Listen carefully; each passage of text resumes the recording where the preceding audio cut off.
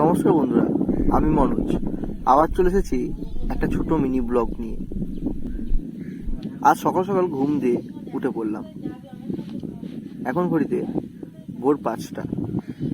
তাই দাদাকেও তুলে দিয়ে বললাম, চ তোর বাইকটা নিয়ে ঘুরে আসি।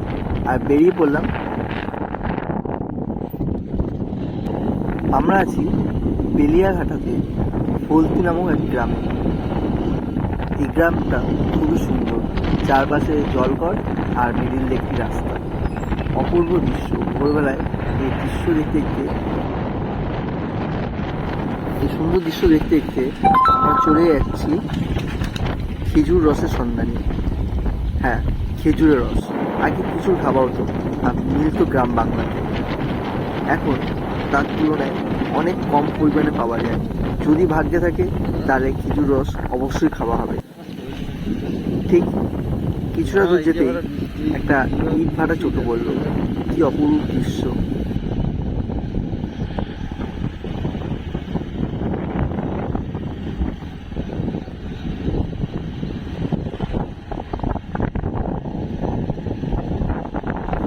হঠাৎ করে রাস্তার এক ধারে দেখা মিলল খেজুর রস বিক্রেতার।